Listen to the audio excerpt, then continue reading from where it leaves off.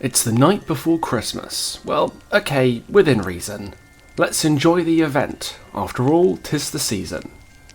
Survivors and killers, friends and foes both, take a seat round the campfire, and I'll be your host. Tuck into escape cakes, but megheads beware. Those lights aren't for decor, they're drones in the air. There's no need to go next, hold back your disdain.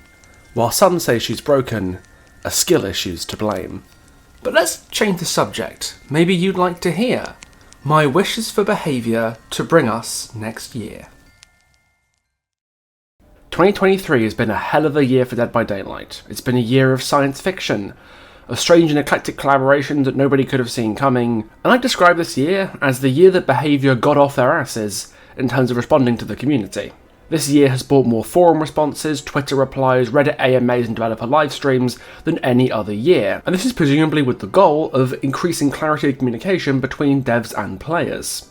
Whether or not what they're communicating is useful, helpful, or even good, that's a different question altogether, but I think it's only fair to give them points for trying this year. But with 2023 in the rearview mirror, it's time to look forward to 2024, and since it's the last video before Christmas, I thought it'd be fun to do what a lot of people do this time of year. Put together a Christmas list. So in the spirit of the season, here's my wish list for Dead by Daylight in 2024. Oh, and before we continue, worth remembering here that this is my specific list of priorities, so most generally good stuff that is kind of secondary to me, isn't going to be on this list. Your list of priorities could be completely different, and that's awesome and cool, but this is just what I want for Christmas, you know? I wasn't that kid who asked for world peace for Christmas, so this is me being a little bit selfish this time.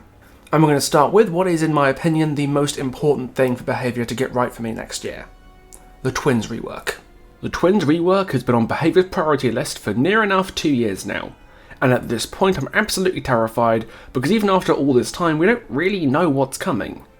Over the past year we've gotten so many mixed messages, some asserting that the Twins are just getting tweaks and polish, and others implying they're getting something more exhaustive. At this point, Twins are like a ceramic figure carefully balanced on the edge of the table, just waiting for a local cat to swat it off. But whatever happens, behaviour has one of the game's most unique killers on their crosshair for next year, and there's a very real chance they just kill them. And I don't think my concerns are unfounded either. 2023 has brought with it 3 major killer updates, and I'd argue that only one has been successful. Don't you worry, I've got plenty to say about you later. So yeah, do not fuck Twins up, please. It'd be really nice if you didn't do that. And if anyone's interested to see how I would change the Twins myself, I made a video on that topic a little while ago, and everything I say in it still stands, so do go take a look. We know it's coming, we know when it's coming, and we really need behaviour to not fuck this up. Twins not getting fucking murdered by the dev team is my highest priority for next year of Dead by Daylight, but right behind it, something that I know matters a lot to a lot of people. Dead by Daylight desperately needs more canon LGBT+ representation in Dead by Daylight in 2024. 2022 marked the first, last and only time so far a character was explicitly canonically confirmed as queer in the game itself. David King got a Tome story in the amazing Tome 11 that looked more deeply into his life and background as a closeted gay man, dealing with the expectations of a homophobic family and society that just about ruined his life. It was a heartfelt and sincere story that contributed massively to Tome 11 being, in my opinion, the best collection of DBD stories that we've ever seen. And I said in my video on David and his tome that his story, The Importance of Being King, was a great start for LGBT+ representation in Dead by Daylight. So what have we had since this continued this great start? I'm sorry to say it's very, very little. To say there's been literally nothing would be marginally inaccurate, but 2023 brought us a few licensed LGBT+ characters. Chucky and Tiffany are both canonically bisexual, and Rainbow Six Siege's Tubarão, who we got as a skin for Hanato, is a trans man, but these aren't behaviour's products. Other people are putting the work representation for them, and behaviour has slid them into the store. But that's not authentic, it's not organic, it's not enough. The best we've had this year is the Legion comic, where Susie is shown to have been interested in Julie only to be dismayed when she got together with Frank. Which is nice, but unfortunate that it's stuck in the comic that you have to go looking for, so it's shown to us in a tome or something. Again, not bad, but a bit lackluster. I hope that either with the new original characters coming out this year, or with tomes looking back at older characters, we can get more authentic and unignorable LGBT+ representation Dead by Daylight again. And to me it's clear that at least there is some will for it. Hux's tome is actually very interesting when viewed from an LGBT+ perspective, because much of it reads, to a lot of folks at least, as a trans allegory, with Hux discarding the identity of a genderless machine that was forced onto him by his creators, and adopting a male name and pronouns before trying to shape his body into what he's always seen himself to truly be. The components are there to tell good LGBT+ stories. They just need to follow through, and that's what I'm really hoping to see out of DBD's lore in 2024. Speaking of tomes, by the way, that's another thing on my 2024 wishlist. We've had the new tome system where new characters are prioritised for stories for about a year now, and it's safe to say it kind of sucks ass, and I really wish they'd change it back. For those who don't read the lore and don't know, before the Forged and Fog mid-chapter, DBD's tome releases used to prioritise older characters for stories, going back to freshen up neglected characters with a new coat of paint, and allowing the newcomers to settle in for a bit in the eyes of the community to let them get a good story in their turn when the time came. This changed with the Knight and Vittorio, because now new original characters get tome stories and battle pass cosmetics the mid-chapter immediately after they come out, and this is by and large made for worse stories overall. Licensed character releases still operate under the old system though, where behaviour will go back and cover older characters. The Alien mid-chapter, for example, brought us the stories for the Oni and Feng Min, and since Chucky is licensed as well and came out last month, it's almost certain that more older characters like Deathslinger, Adam or Jeff are next up to the plate in January's mid-chapter. And by the time they retired it in Tome 13, the old system was consistently telling amazing stories. Twins, David, Michaela, Ghostface, Blight, Oni and Feng Min have all had new stories in the past 2 years, and they were universally excellent because they took existing fan perceptions that had been around for years by that point, and did interesting things by expanding, developing or subverting them when necessary. Jonah also got a tome. Modern tomes just feel like a director's cut of the base lore, which isn't bad inherently, but does tend to create a lot of the same problems that the base lore tended to have. Again, with one notable exception this year, but Jesus Christ, I'm gonna get to you. You're literally the next item on my list, so just be patient, please. Come on, seriously. Rich folks, man. Oh, and this, by the way, this isn't tea or hot chocolate or anything. This is brought to you by today's sponsor, G Fuel. G Fuel is the premium energy supplement for gamers that, let's be honest, really needs no introduction. Their fantastic powered energy drinks come in a huge variety of flavours, so you'll be sure to find one that's right for you. Oh, my favourite flavour has got to be this one though. It is the Resident Evil Maiden's Blood flavour, so that's watermelon, mango and lychee. That is actually really very good. That is a dub worthy of the dub mug. This because I'm Will, but it's... fuck it. To take a look at their exhaustive catalogue and maybe snag yourself a festive treat this Christmas, you can check out the link in the description to my affiliate shop or use code PIXELBUSH at checkout for 20% off. And now, let's get back to the Christmas list. Anyway, the old tome system was hands down the best way of portraying killers and survivors in more depth, and I've been an advocate of scrapping the new system pretty much since it was announced. Everything we've seen from modern tome stories in the past year has proven that the system doesn't work, at least not as well as the old system, and Behaviour have the perfect opportunity to backtrack right now. Because of Chucky, we're almost certainly getting an old school tome again in Tome 18, which means a transition back into the old model permanently for Tome 19 and beyond would be easy and smooth as silk. But while I and many other lore enthusiasts would kill for this model to come back, the fact that it isn't on their roadmap for the first half of next year portrays a grim forecast. Maybe they just left it out, or it'll come later in the year, so you never know. Which brings me on to my favourite new thing in Dead by Daylight this year, and that shouldn't be surprising because I make videos on her every month it fucking feels like at this point. I really can't shut up about her. You all love her and hate her. It's the Skull Merchant. But this year she has a spot on my Christmas list because despite how much they improved her, and let's be clear, they did a lot, I do think she does need a bit of work, and even though she's not the highest priority for this year, I think it'd be good to see her get some touch-ups and some adjustments by the end of the year. Remember when I first covered her lore on the channel and I used that metaphor, like a suit designed specifically for you but ill-fitting and uncomfortable in places? Do I love this suit? Do I really love this suit? Or do I just love the idea of this suit? Well, in the 10-ish months since she came out, Skull Merchant has received a tome story that touched up her lore to make her a far more interesting and complete character than she was before, got a huge range of mix and matchable cosmetics, to the point that my issues with her original design just don't really matter anymore, and got a whole new power that, far from the parasite on the game that her old power was, combined lots of different things into a flexible, versatile and fun new take on a trap killer, which captivated me in a way that no power in a very long time has been able to do. Anyone who's surprised at my enduring love for Skull Merchant shouldn't really be surprised at all, because I've been cautiously appreciative of this killer since literally before her PTB, and she's only gotten better since then. It really shouldn't be surprising that Skull Merchant could do with some improvements. She basically got 2 new mechanics between PTB and live release, and a huge swath of buffs all at once, and hasn't really been looked into since she got them to ensure these changes settle properly. I think she needs some polish, and I actually made a forum post recently detailing exactly what I would do. From touching up the lethality of her drones and consistency in chases, now that the drone rotation mechanic has been added, to switching up claw trap effect on attached survivors, to an add-on pass, because a killer with as many moving parts as Skull Merchant is gonna have stuff that needs tuning. Tuning she has yet to receive. To be fair, with actual problem killers kicking around, like the Accessibility Nightmare, the Alleged Nightmare, and Wraith, well, I don't think he's a nightmare, if anything he helped me get to sleep. I don't think Skull Merchant is a pressing priority at the moment, but there's something a little exhausting knowing that the killer that you really like is so close to being the best, the healthiest and most skill expressive that she can be, but if that'll ever get sorted, it will take time.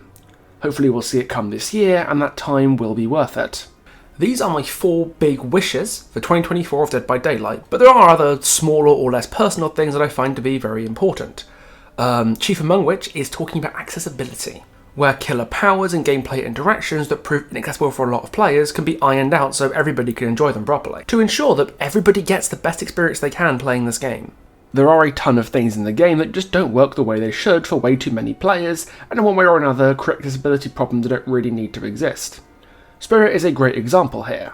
Her power's entire gameplay and counterplay is gated behind having good directional hearing, something that a lot of players just don't have access to.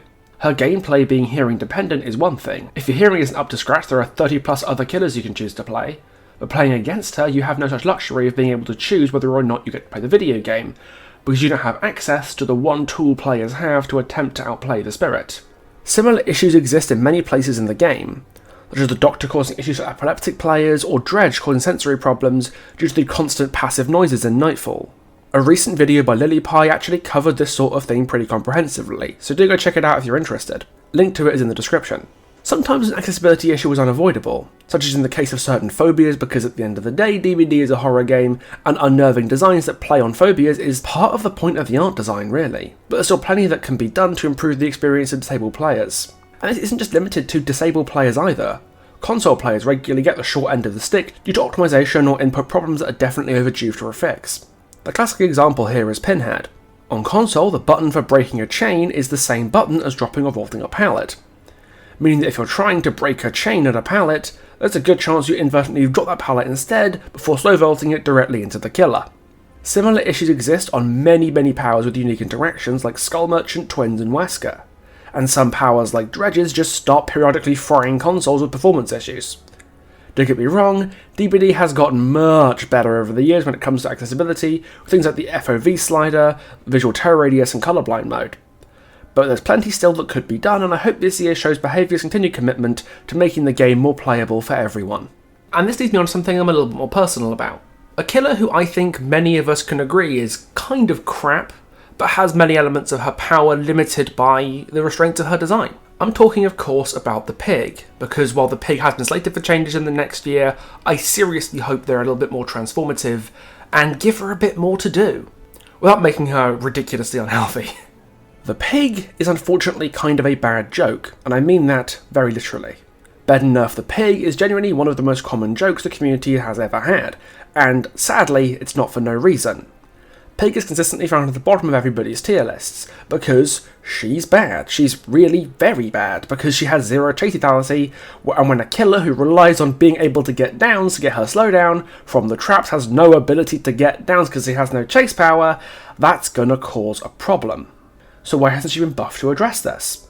It's because, for all her incredible shitness, the pig is a very abusable killer for performing absolute top-shelf weapons-grade cheese. If the pig downs somebody with a generator still to pop in the match, and puts a trap on their head, they are pretty much dead if the pig wants them to be, and there is nothing they or anybody else could ever do about it.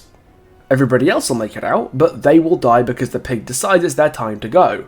And harassing people off jigsaw boxes is pretty easy to do, and has only gotten easier over time with the advent of Scream, Pass of Face of Darkness and Ultimate Weapon. You know before when I said that Boil Over is the kind of perk that has to be kept intentionally bad, because if the perk ever becomes good enough to see lots of play, it single-handedly ruined the game?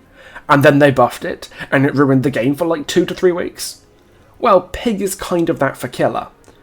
She's kept intentionally weak because if she's not weak, then her play pattern becomes so unhealthy that it single-handedly ruined the game. Pig deserves better, she always has. And I think it's been more than long enough to demonstrate that she needs some changes to let her be strong, and perhaps be a little closer to the painful and deliberate power fantasy of a Killer from Saw. So this year it'd be really sweet if the idea of a Pig rework was to be on the table. Pig is notably on the roadmap for the year, but I'm not really sure the scale of the changes we should be expecting. Part of me is inclined to be optimistic though, but I think it's high time Amanda gets some love and is put in a position where she's healthy enough to be able to get it. I actually have a video script that I never put to use where I spitball my own rework idea for the pig that's more loyal to Saw, healthier and ideally stronger than her current iteration. If it's a video that you'd like to see, then let me know, I'll put it on the agenda for the new year.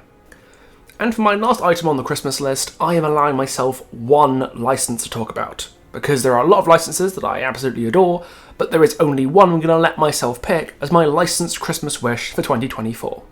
Anyone who's familiar with the Potential and Problem series knows how much I care about horror. It means the world to me, and it has for many years. And there's a ton of horror and even non-horror properties I would love to see enter the fog someday. My personal pick, my special favourite, my most wanted licensed chapter of 2024 has to be James Wan's cult classic spectacular, Malignant.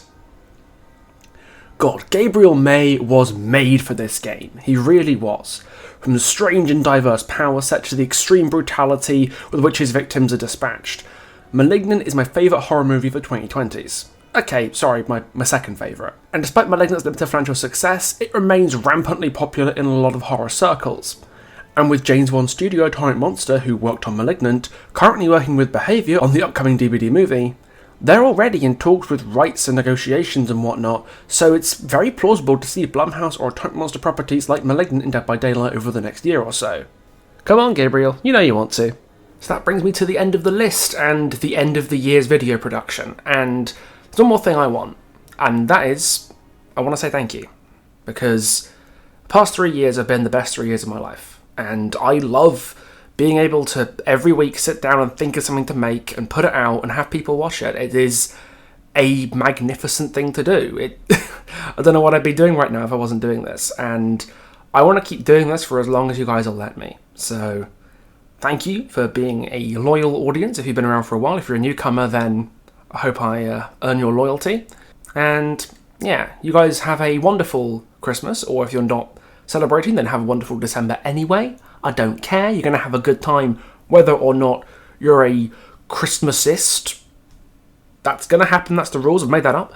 And I can't wait to show you what I work on in 2024. I've got some scripts already in the pipeline, I've been writing more over the Christmas break, and I cannot wait to show you what I've got cooking. So once again, thank you for sticking around and for listening to my outrageous demands, and I will see you next year. So take care.